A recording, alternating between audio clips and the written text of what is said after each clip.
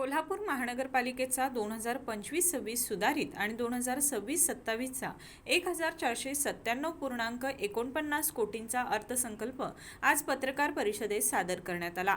शहरातील मूलभूत आणि इतर गोष्टी, शिक्षण आणि परिवहन करता नाविन्यपूर्ण उपक्रमांवर भर देण्यात आला. नेमका महापालिकेचा अर्थसंकल्प काय आहे, जाणून घेऊयात आयुक्त के. मंजुलक्ष्मी यांच्याकडून.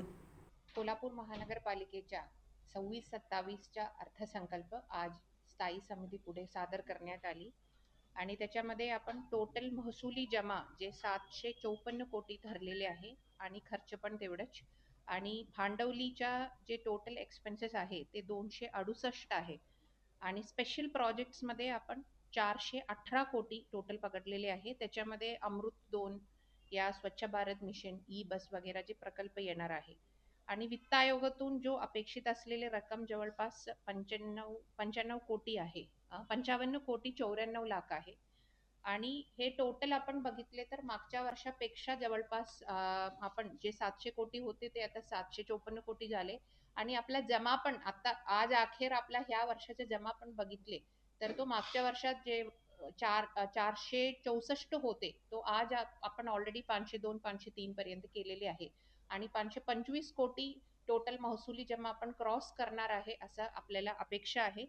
आणि मोठा जो इन्फ्रास्ट्रक्चर प्रोजेक्ट्स आपण ऑलमोस्ट पूर्णत्वात आलेले आहे ते PM ई बस सेवा जे आपला ऑलमोस्ट 80% सिव्हिल डिपो आणि HTLTचे कामं पूर्ण झालेले आहे. केशवराव भोसले नाट्यगृहाचे पण काम आता फायनल स्टेजला आहे आणि त्यांच्या पण काही निधी आपल्याला जो 12 कोटी अगोदर होते त्याच्यासोबत आज एक 5 कोटी आपल्याला जमा झालेले आहे. त्यांच्या पुढच्या फेजच्या पण प्रस्ताव जवळपास 29 कोटीचे आपण गव्हर्नमेंटला पाठवलेले आहे.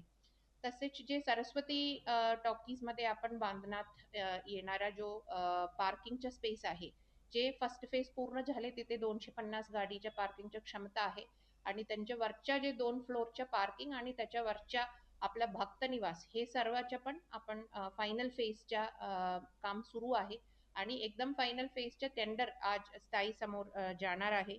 MRDPचा जो मोठा प्रकल्प आहे ते 524 कोटीचे आहे आणि त्यांच्या पण टेक्निकल इव्हॅल्युएशन पूर्णपणे झालेले आहे आणि पुढे आता टेंडरिंगच्या फायनल स्टेजवर आहे आणि ते पण वर्ल्ड बँक कडून काही कमेंट्स आपल्याला आज आलेले आहे.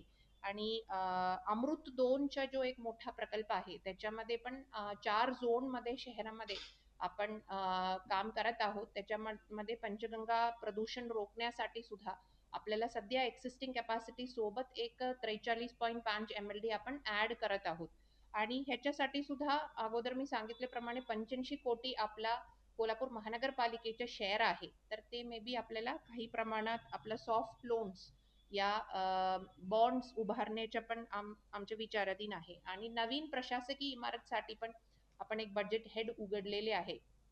सध्या आपण बसलेले जो इमारत ते 100 वर्षापेक्षाही जास्त जुना आहे आणि आता शेंडा पार्क मध्ये आपल्याला 5 एकर जागा जे मागच्या वर्षी भेटलेले आहे तिथे आपण 103 कोटीच्या एस्टिमेट्स बनवलेले आहे.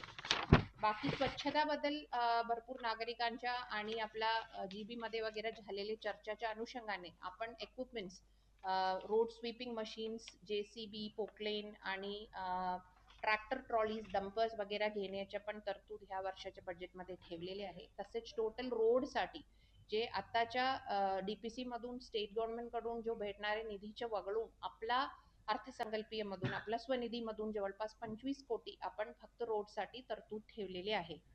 आणि ओव्हरऑल आपला जो पर्यटन विकासासाठी जे अंबाबाईमध्ये येणारे पर्यटक आहे या सर्किट बेंचमध्ये येणारे लोक आहे त्यांच्यासाठी दिशादर्शक फलक आणि पट्टे, झिब्रा क्रॉसिंग वगैरे लावून सौंदर्यीकरणासाठी रोड्सच्या त्याच्यासाठी 1-2 कोटी आपण ठेवलेले आहे.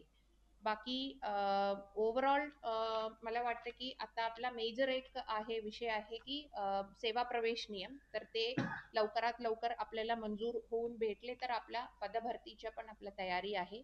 आणि आत्ताच बाकी पाणीपट्टीचं एक मीटिंग झालेले आहे आता संबंधित विभागांशी आणि आपला सन्माननीय सदस्यांच्या आणि महापौर मॅडमच्या उपस्थितीमध्ये, तर त्याच्यामध्ये पण काही प्रमाणात आपण मॅक्सिमम आत्ताच्या ह्याच्यामध्ये भरून आणि पुढच्या वर्षामध्ये पण अर्थसंकल्पीय तरतूद आपण वाढवण्याच्या आपण एक टार्गेट ठेवलेले आहे. बाकी शिक्षण विभागाकडून इस्रोच्या सहलीचे आपण ह्या वर्षी केलेले आहे, मागच्या 3 वर्षामध्ये सतत आपण 25-25 मुलांना ISRO मध्ये विमान प्रवासाने घेऊन जाते आणि पर्यटन विभागाच्या तुमच्या ट्रान्सपोर्ट विभागाच्या बजेट पण झाले तर मे बी जास्त त्याच्यामध्ये PME बसचे आहे. त्याच्याबद्दल टोटल 17 कोटी सिव्हिल डिपोच्या आणि 17 कोटी HT-LT लाईनच्या आहे. हे काम पण ऑलमोस्ट 80% पूर्ण झाले आणि आम्ही फर्स्ट लॉट ऑफ बसेस येण्याच्या प्रतीक्षेमध्ये आहे.